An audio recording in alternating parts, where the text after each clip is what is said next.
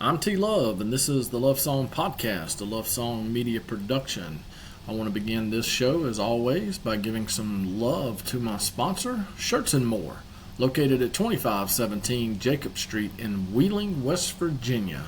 Shirts and More is a family-owned business, and for over 40 years they have been providing the best and most professional garments on the market. Let Tracy, Braxton, Dana, or any of the friendly staff at Shirts and More help you with your next apparel need. You can contact them directly at 304-232-2030. Let them know T-Love sent you, and I guarantee you they'll take care of you. I am back off of a much-needed week-long vacation. And during my vacation, I was able to sit down with a friend of mine that I've been friends with for almost 30 years. His name is John. I'm going to give a little shout out and love to my boy John. John and I, as I said, we've been friends for almost 30 years. I'm white. Shocker. John's black. And John absolutely hates the term African American. Good Lord. As John and I sit down and discuss some things, we talked about the political issues of the day, and he turned to me and he said the following. You know, T-Love, you and I have been friends for almost 30 years. And if I was a weak-minded black man, I would hate your guts. Wow. Because by the terms of engagement of the political and media world, you being a white man, you are the most significant threat to me, my family, and my race. But I'm a proud black man, an educated black man, a self-thinker, a seeker of facts and truths, not emotional headlines. He went on to tell me he knows far more racist people of his own community than he does of my community. That conversation got me to thinking about some of the pointed facts, and I felt compelled to share this with my friend and my viewers. For the record, I gave my friend John a sneak peek into today's episode, kind of wanting his response. And he was very proud to tell me that I was spot on, and this is why we have been friends for almost 30 years. He told me, T-Love, I love you, brother.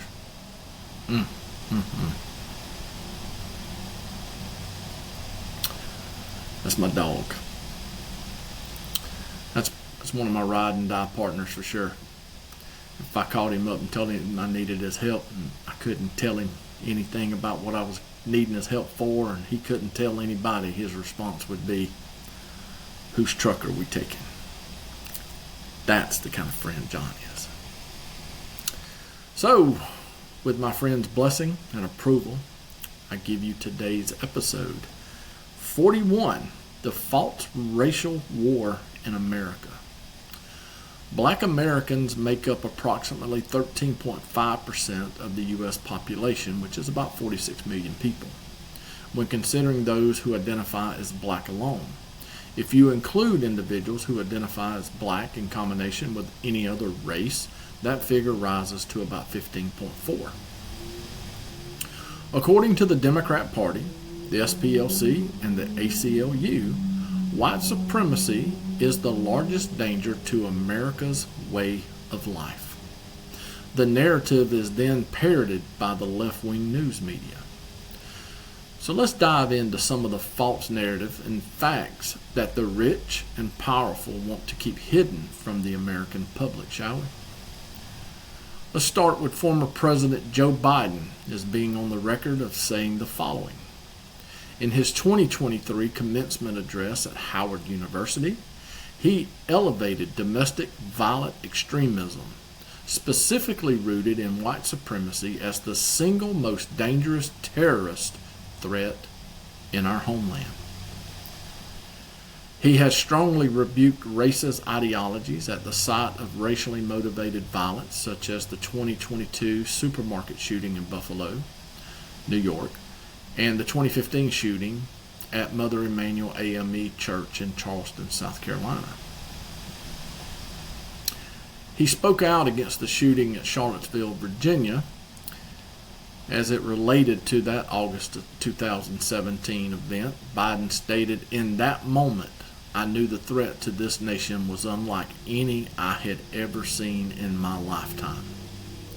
This statement was made in his 2019 video announcing his run for presidency.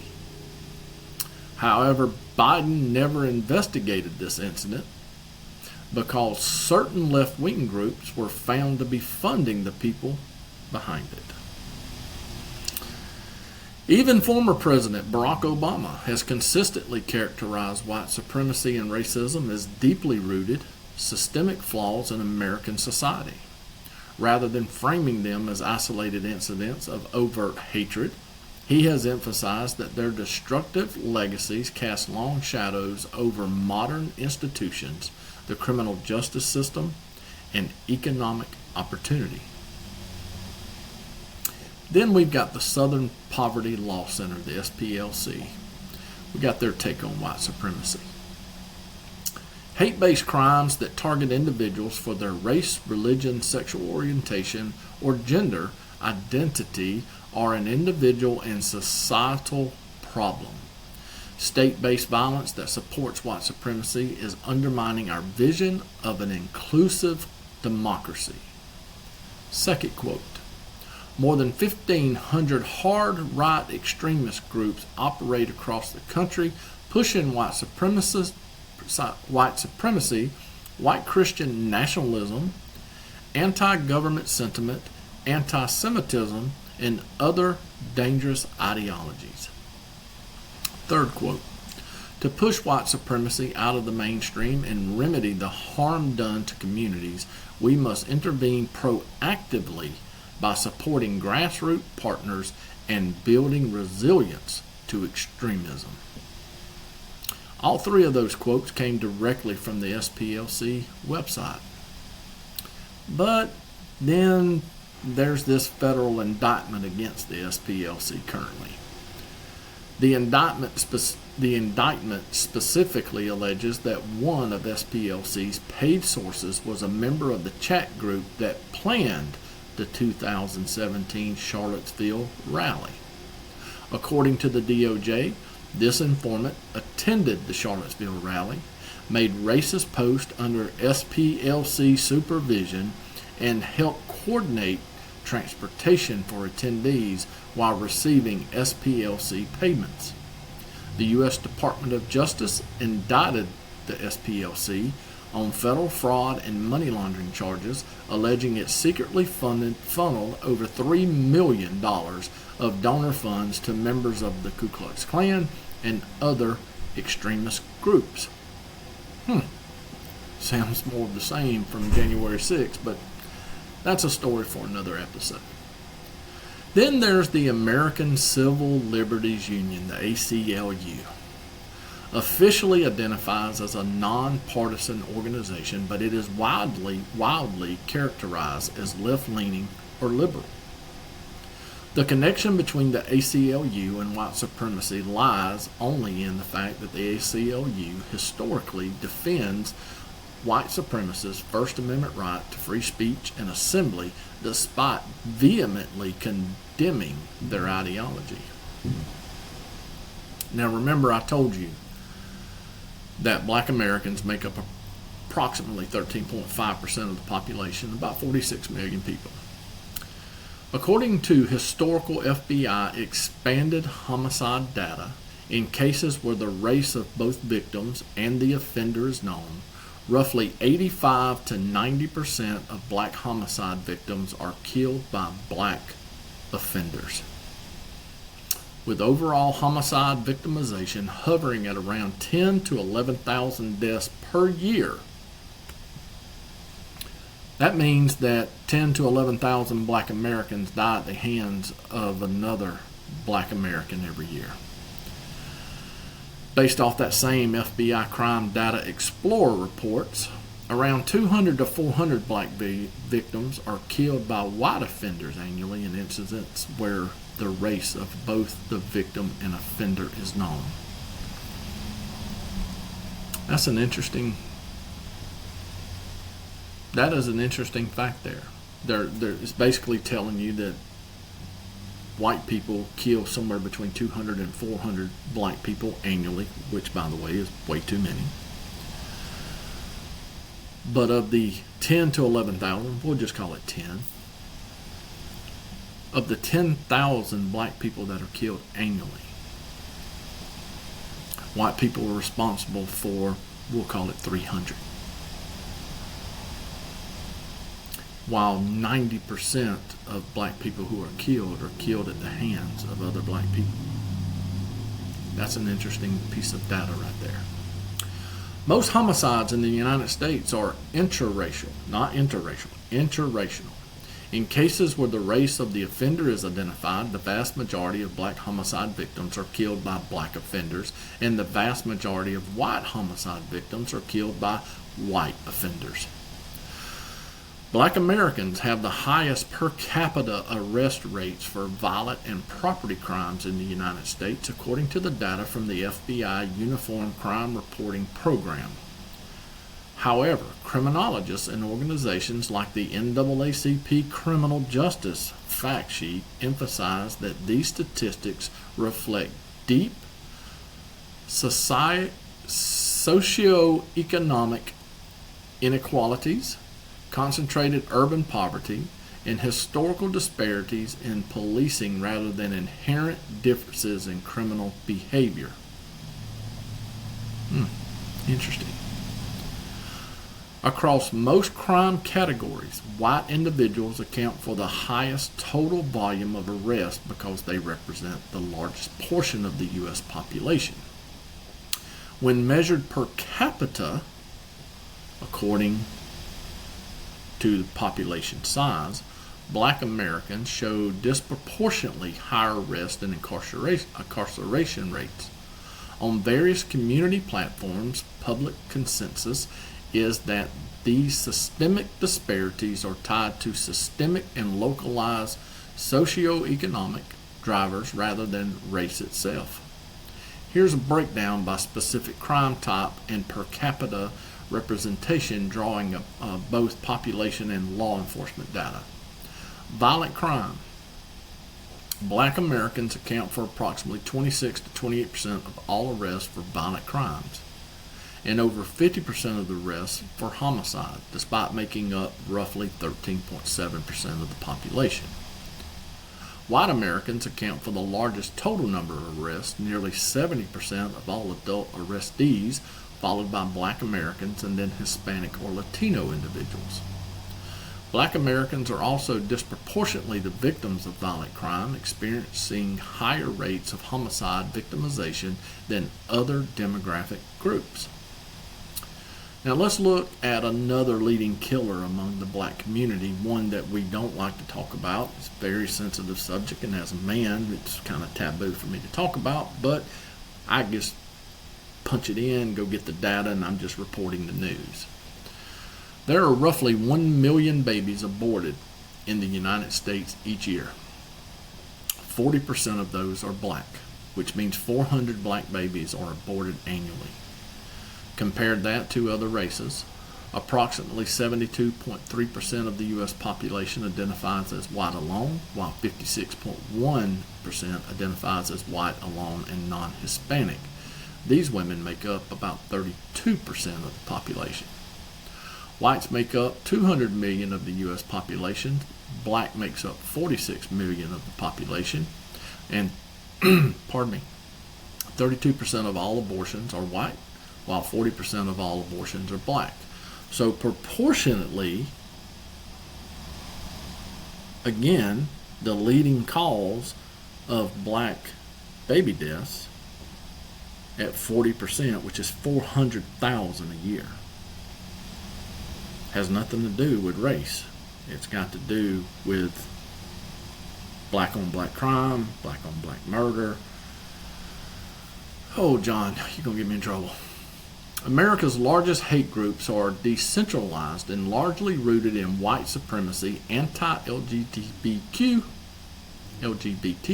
plus rhetoric, and anti-government extremism, with thousands of chapters across the country.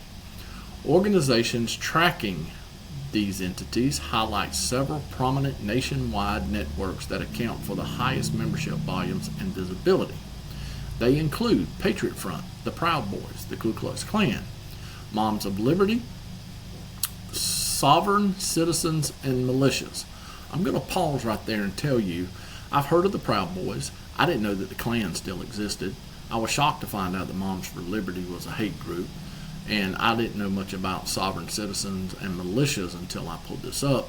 In this Patriot Front, I didn't hear anything about them until July 4th weekend when they were marching on the 250th celebration during the July 4th celebration. I can tell you personally, as a white man, I don't know anybody that belongs to these organizations. I can also tell you, as someone that judges people by their character and not their race or their religion, I wouldn't associate with anybody that belonged to these groups either. That's just not who I am as a person. Now, organizations characterized as black hate groups or separatist hate groups are those that promote doctrines of racial supremacy, anti-Semitism, anti-LGBTQ plus rhetoric, and anti-white beliefs. Major watchdog tracts, multiple organizations falling under this description, primarily split into Black Hebrew Israelite sects and Black separatist organizations. They include the Nation of Islam, the New Black Panther Party, Black Hebrew Israelites, Israelite School of Universal Practical Knowledge, based out of New York, Israel United in Christ, based out of New York, and Great Millstone, also based out of New York, are all categorized as hate groups for their promotion of black supremacy and virulent anti-Semitic and anti-white theology. I personally found it astounding that the BLM movement was not listed as a hate group. And the reason for that is in 2020, this group, motivated by race and race only, protested violently over 140 cities across the United States and caused $2 billion worth of damage and 25 deaths. Now, after speaking with my friend John, I must agree with him. The data just doesn't back up the narrative being promoted by the American politicians and their propagandist media outlets. It's just the rich and powerful puppet masters using any and every divisional line they can to keep Americans distracted and divided. I'm going to say for the record, for the whole world to hear, to my dog John, I love you, boy. You are the man. I am proud to call you my friend. He is very level-headed, very educated man. He is a engineer. Him and his wife have been married for 30 some odd years. They have 3 beautiful and handsome children, all of whom have now graduated college, and they are all 3 professionals as well. So this is not just some shade tree mechanic or some day laborer or some factory worker, or it's just not an everyday. I mean, he is an everyday guy, don't get me wrong, but he's an educated man. His wife is educated. His wife is a dentist, and they have done quite well for themselves, and I'm very proud to call them friends. I was shocked at some of this stuff when I got to diving into it. The information that I found the one specific piece of information that I found is that roughly 85 to 90% of black homicide victims are killed by black offenders. That data right there just blows up the narrative that we have a racial war in this country. That narrative blows up the white supremacist clause that we have in this country. Do we have pockets of racism? Absolutely. Have we done some bad things as a country? Absolutely. Show me a country that hasn't. Now, the one thing that I can tell you is this. Every ethnic group on this planet has been a slave at one time in history. That's just a fact that you can't outrun. If you look at the historical data, if you look at biblical data, you can't outrun the truth.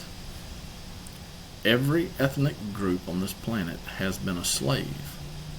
I would go far enough to say that if you are living in the United States of America, I don't care what color you are, you're a slave.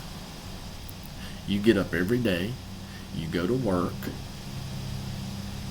and you make, a decent living. And you pay 30% of that to the government. And then when you get home with your family, your children, your grandchildren, whatever it may be, you go to the grocery store, you got to pay taxes on that again. You got to pay taxes on your car, pay taxes on your home. You got to pay taxes on every single thing you do in this world. If you die, they get your children for the inheritance tax on something that you have already paid taxes on your entire life, and they're going to tax them again when you die. I don't buy the racial. I've got friends all over this world. The United States, Canada, Mexico. I was talking with Jorge today. I got people that I know from India, the UK, Morocco, Sri Lanka, Bangladesh. I got a friend, Malik, there's a shout out for you, brother, who lives in Germany. I have friends all over the place, people that I've met. I get to know them, they get to know me. You want to know why? I just don't judge people by their color. I judge you by your character. And at some point in time, I woke up as an American. And I decided I didn't want to be a Democrat and I don't want to be a Republican. Because they both are lying to us. They're stealing our money. And they're standing in front of a computer screen blaming the other side for what they're doing. Both sides are compromised, both sides are corrupt, and both sides are complicit in each other's compromise and corruption. I had a Republican friend of mine to get very angry at me over the vacation time. He's a forever Trumper.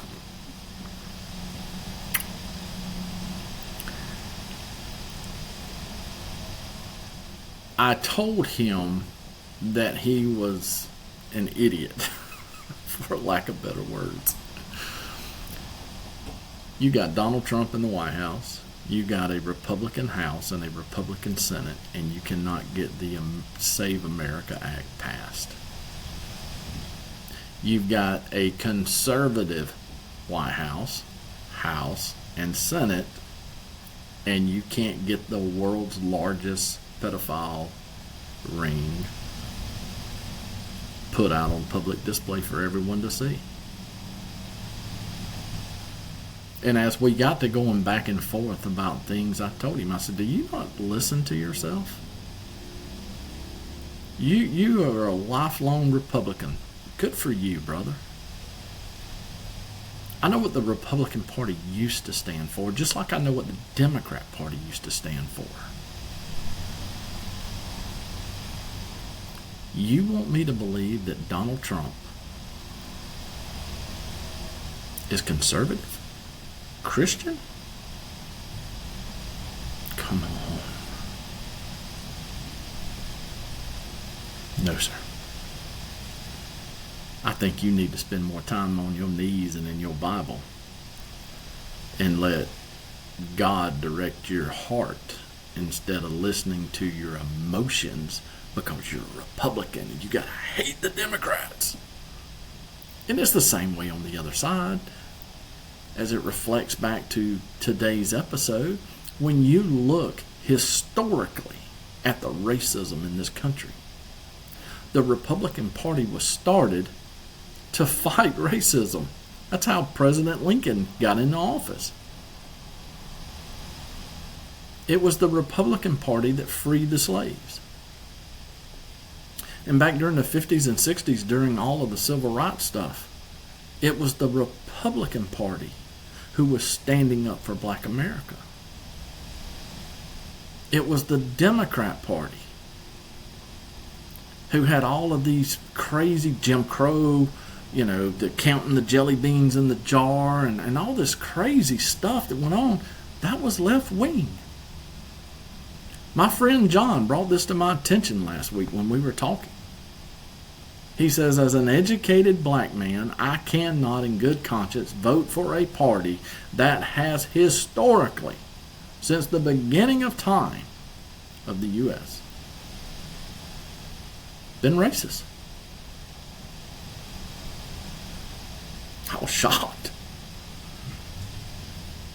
And as we got to talking about it, started looking at data and things of that nature. Yeah, you know what, brother? You're right.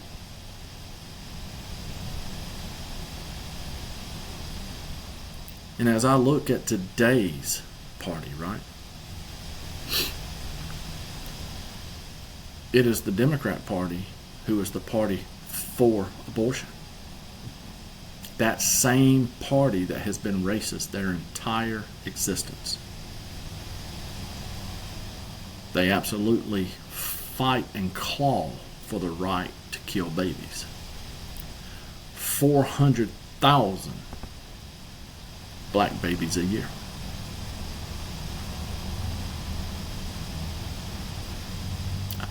Some of this information that I found in here was just eye-opening, just jaw-dropping. I bash the left, I bash the right. I'll give the left credit when they're right. I'll give the right credit when they're right. But it's hard for me to give either side credit these days because while both do have some good points along the way, in their totality, they are both so corrupt and compromised that I can't really support either party, and I don't.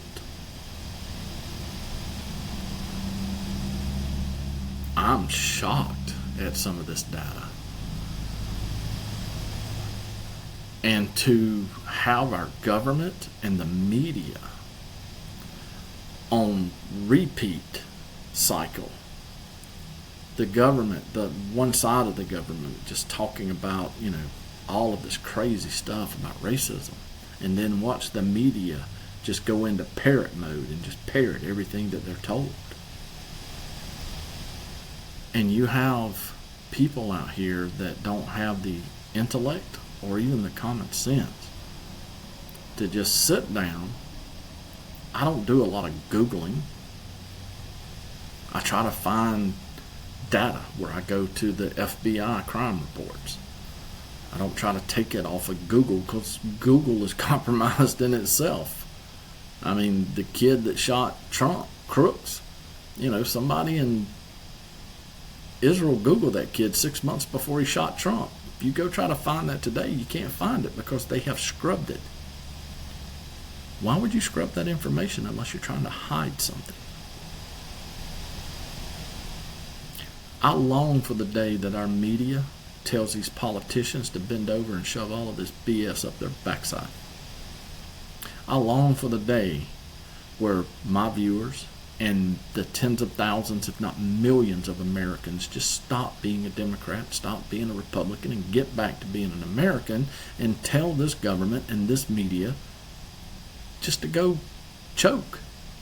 It's the only thing I know to say. I could be a lot harsher, but I'm not.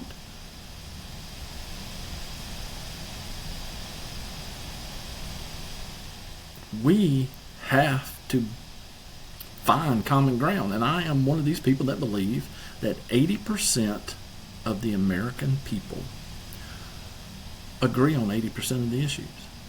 We may disagree on immigration, and we may disagree on abortion, and we may disagree on some tax codes and some other small items, right? But I think 80% of Americans agree on 80% of the issues because we're all doing the same thing that everybody else is doing. We get up every single day, we take a shower, we brush our teeth, we get dressed, we go to work, and we try to make a living for our families to where we can help them have a better life. We, see our neighbors outside, whether they're white or black, male or female, we say hello. We go to each other's houses, birthday parties.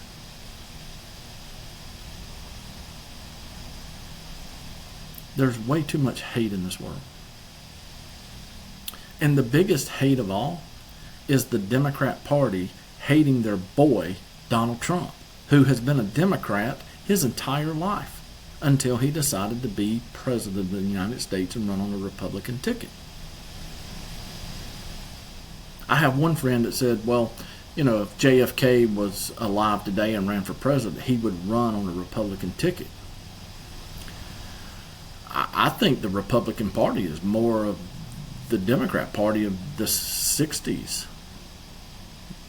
I don't know that the Republican Party even exists anymore.